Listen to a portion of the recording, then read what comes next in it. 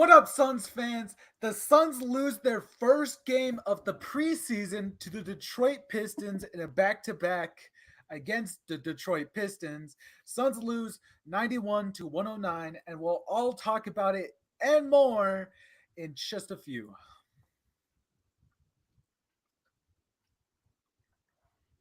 Kevin Durant delivers. Gorgeous move from Bradley Beal. Personally, I feel like that brother needed help. Devin Booker with the clutch three. All right, so the Suns finally lose one. Oh boy. Suns lose, right? It's all over. That's kind of the main reaction I got from tonight from Suns fans is that if is tonight a big concern? Is it all over? Well, I never want to take the preseason that seriously, but hopefully tonight was just a stumble. You know, a little mistake that we can learn from, and we learn from moving forward. Because holy crap, tonight, tonight the Suns, they've been sticking to their word. They tried playing defense once again, attempted defense, if you could call tonight's performance defense in the first ball. Um, they got up 44 attempted threes, which that checks out. But unfortunately, we did not see a offensive scoring night or an offensive just masterpiece tonight to beat the disgruntled Detroit Pistons, as we saw them last season, struggle very much. And games like this, it's kind of easy to overreact, but this one's just a bad one. I feel like the Suns could have tried a bit harder in certain areas. Nothing was really going our way tonight. Many different problems. Our points in the paint, our defensive pressure in the paint is still lackluster. The Pistons got 50 points in the paint tonight, as the Suns got 34. It's there's been a lot of news also recently in the NBA sphere of media that the Suns might have a defensive problem, and that tonight it just kind of looks true, which we really don't want to say that as Suns fans. So, interior paint, interior defense overall is just a way a bigger issue that we have to tackle going forward. Team defense. Last time, I we saw how the Suns were able to really work together, and how everyone had their kind of defensive moment to shine last game against the Pistons, as we took one in their home. We saw how nippy and how just aggressive the Suns could be, but unfortunately, that was not tonight's performance. Instead, we saw the Pistons be nippy and absolute just bully us all game. That's the word I would describe tonight. The way the Pistons managed to bully us in our own home. Which, side note, I don't know if you guys been keeping up with all the other kind of preseason games. Now it's not true for most of them, but I've strangely noticed that why can no one win at their home? This is our first home game of the preseason. It's like one of two home games. We lose badly here, you know, and then last preseason we beat the Pistons at their home. The Pistons beat the Bucks in their home. The Lakers just beat the Bucks in their home. And speaking of the Lakers, we just beat them in their home. So it's I don't know what's going on. I don't know why anyone cannot defend home court. But that's of course speaking of the West only. I haven't been keeping up with all most games, but that's besides the point. As a return to the Valleys since the playoffs of last season, it wasn't a warm welcome. There's still problems, and we had 16 turnovers. The Pistons just simply came out and beat us. You know, and you see it a lot if you've watched the Suns broadcast. You see that they've brought up points that the Pistons were really bad last season, so they kind of came in with a chip on their shoulder, scoring 40 points in the first quarter and well beating us 3 out of 4 quarters. And the one quarter we did win was by 1 point in the third quarter, where we outscored them 24-23. It's hard to admit being a Suns fan, and it's very alarming, but you know, Pistons beat us fair and square. All right. But tonight was a pretty fun game, and I hope that tonight just serves as a lesson for our sons going forward. For the rookies, it's a hard lesson, a tough pill to swallow, if you might. Just how aggressive the NBA can get, because we saw moments of so super aggression throughout the this whole game. I found this game like really fun to watch, and I just I loved it because it was just pure basketball.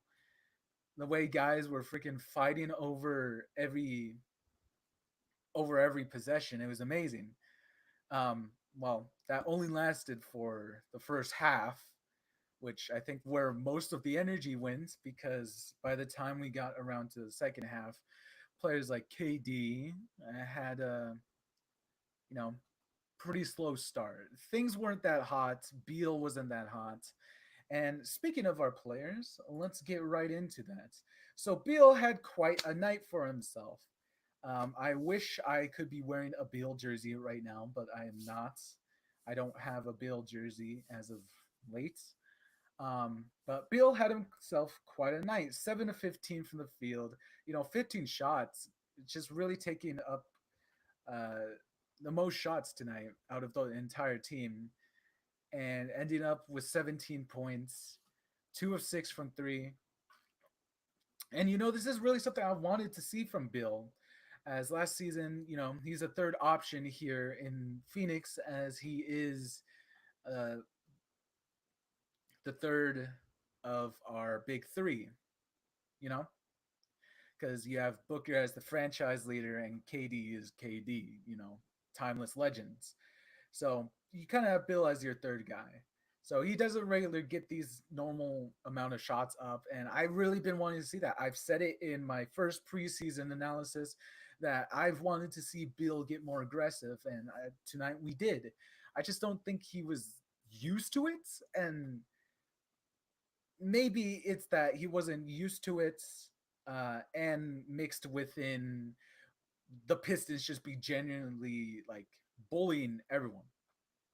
Like it was a battle if you really looked at it closely during the first couple of quarters, first quarter and the second quarter.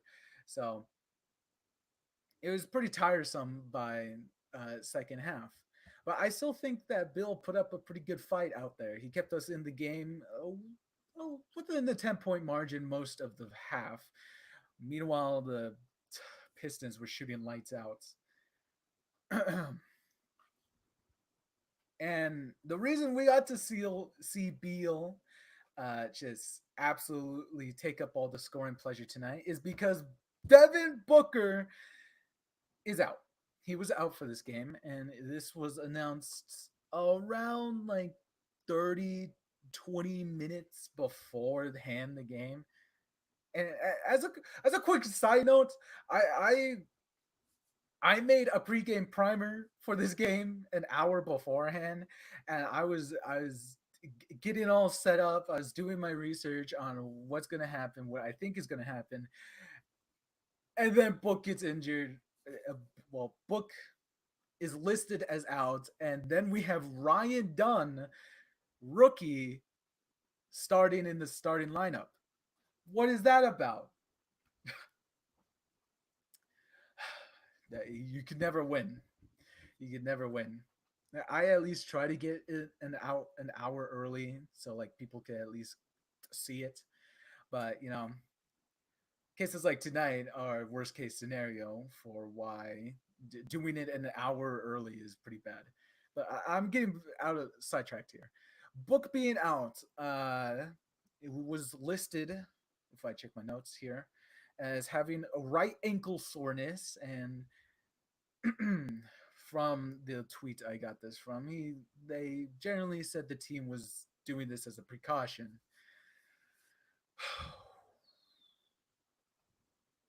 I'm kind of worried about this. How's not anyone gonna worry here? It's the preseason.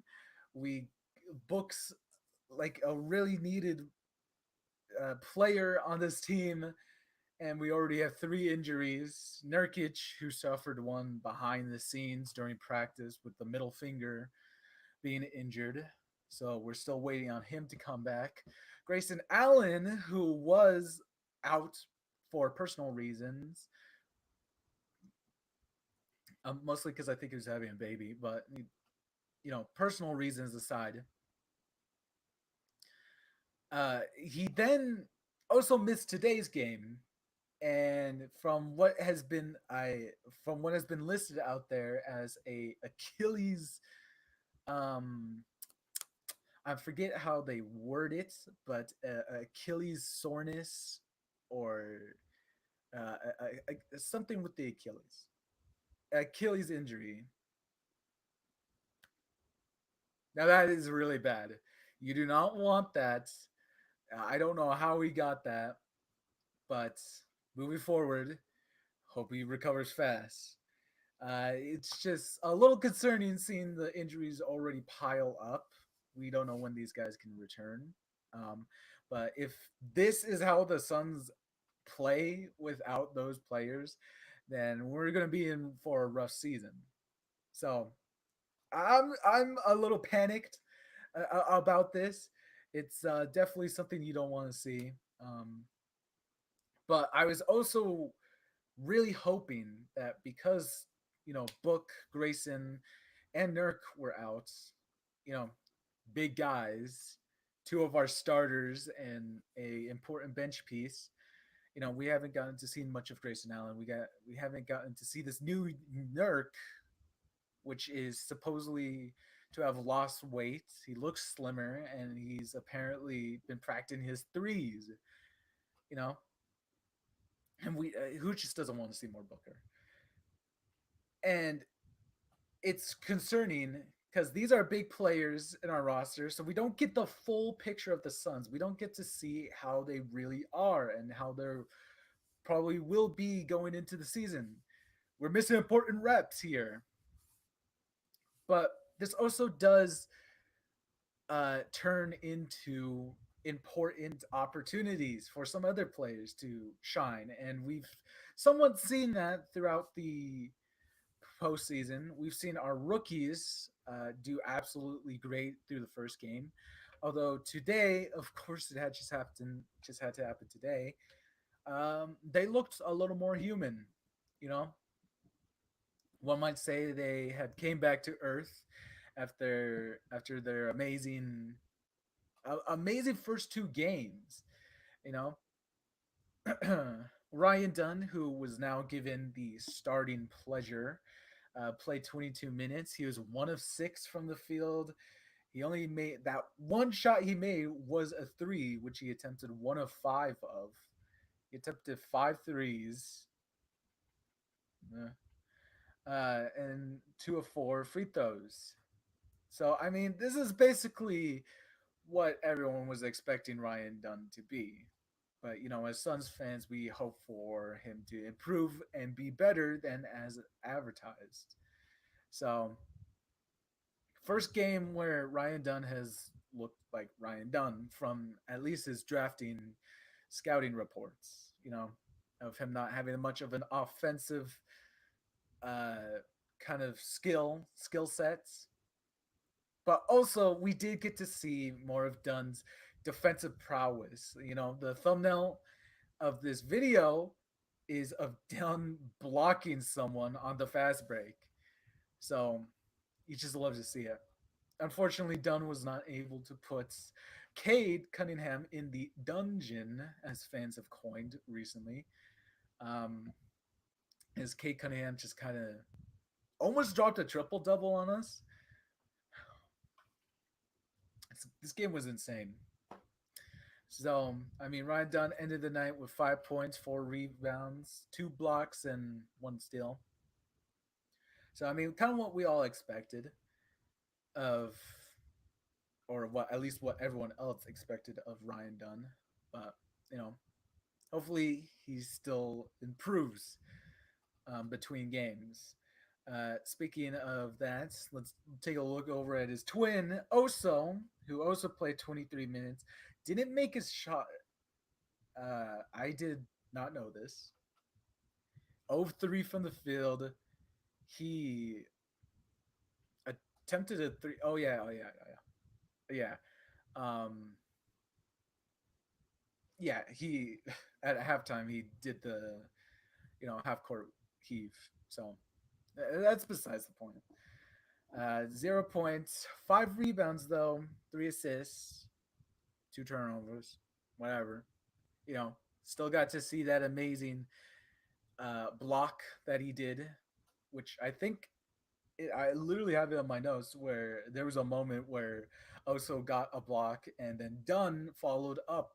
Or actually, it was Dunn who blocked and then Oso followed that up on back-to-back plays, which was amazing to see. Twins are in action, okay?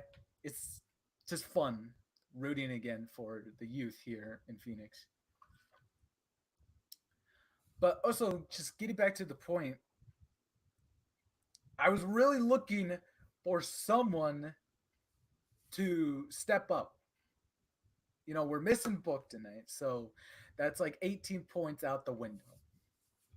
15 points, 20, our most efficient scorer, okay? Someone needs to make up that difference. And unfortunately, no one was willing to step up. I mean, tonight was just a rough shooting night. Pistons really hammered home on not any easy shots here. So it made it pretty tough for anyone to take up that spot. Um, but if there's one person that I'm kind of concerned of now that we're going through the whole roster, I'm starting to get a little skeptical of Bol Bol. Now, I'm not expecting Bol Bol to cover all of Book's points and, drop like 20 points or something. I mean, Bol Bol still did pretty great out there. He kept grabbing rebounds and, led and was a part of the 5 on the floor that led the Suns on a 10-0 run. So, Bol Bol out there did affect the team pretty positively. But, one of the commentators on the Suns game tonight did also mention it. I just want to see Bol Bol be a little selfish, a little more aggressive. It's fine that whatever they're talking about in practice, that they should Bol Bol should be more of a team player, team defense, make the extra pass, whatever. But I just want to see a moment where Bol Bol is a little more selfish, a little more aggressive, just so I could still see that Bol Bol we saw from last season. He was 1 of 6, 0 from 3, 0-3 from 3. And that one he made was off of a fast break basically how do I describe it? Just kind of passed from O'Neal. That part was hype. I was excited about that part. But as far as like self-created shots, or even if he's the one being at the end of a pass and now he's got to make the shot, I just want to see him more aggressive. I want to make sure that Bol is still Bol. Okay, I don't I don't want to see any more of this unselfishness where he like charges towards the rim, and this has happened multiple times. He charges towards the rim and he whips it all the way across to the other place. I just want to see him finish it. And he did have an opportunity tonight, but the opportunities he did miss on. So I'm still worried. Going forward, please just want to make sure that the Bowl is good. Okay, end of tangent. He's really someone um, that we want to see take a leap this year because he was so good last year. I think we could all agree on that. All right, everyone loves them some Bowl. As far as also speaking on people that we wanted to see more of, Mason Plumley. Okay, so last time I said that he was just another body on the paint, not really specializing in anything. But tonight he did not change my mind at all. He is still a body on the floor, just to take for the sake of having a body on the floor. Now I forget where, but I think it was like on ESPN show. Um, I can't name names right now because I can't remember them, but like someone said something about the Suns being their dark horse favorites to win the championship this year, which is nice. I don't know why that theme keeps on repeating with this now Matt Ishbia Suns, us being constantly depicted as a dark horse or something. But he the same commentator mentioned something about Mason Plumlee being the most valuable player that the Suns added in this offseason, as Mason Plumlee could change every team. He always adds something big to every team, and I'm not saying it. Are we watching the same game here? I don't know what he's saying. Okay, to be fair, Mason Plumlee did have a much better, only a little better game. Okay, I will admit this game we need the Suns to be aggressive, and Mason Plumlee did show some aggression and at the right times to score the Suns some much needed baskets. He fought in the paint against Isaiah Stewart and other guy I don't remember the name of. Very much needed buckets. He was 3 of 4, mostly in the paint. He missed a free throw, which I also complained about. If you're going to be set to a free throw line, at least do that and knock it down. Work on your free throw game, Mason Plumlee. But also work on your defense. Because holy crap, I can't watch this guy defend another person for another second. I'm going to lose it. Okay? He's a traffic cone, all right? I'm not seeing what that commentator was seeing, okay? Gonna need more from Plumlee on both just defensive and aggression. I actually liked when he was aggressive and made layups, but that could be the same thing said about all the other Suns players tonight. As getting your hands on the ball was pretty hard tonight. Pistons really fought for the ball this time, and Suns were having a hard time picking up any loose ball that came their way, and that kept leading to turnover, and bad passes, bad hands from all Phoenix Suns players. So much other than from that, I don't have much else to say about this. You know, we needed a hero tonight, and we didn't get one. It's uh, it's a sad story, but hopefully going forward towards the Nuggets, which I believe is our next game that we are currently playing, which I believe is on Sunday. Hopefully that one could go way better. That one will be an interesting one. Um, but yeah, that's all I have to say about tonight's game. It's confusing and mixed and worrisome game for Suns fans. But hopefully next game can prove us all wrong by that. So that will be it for tonight's postseason, not postseason, preseason reaction. Remember to like, subscribe, and I'll see you guys Sunday. Go Suns! Kevin Durant delivers. Gorgeous move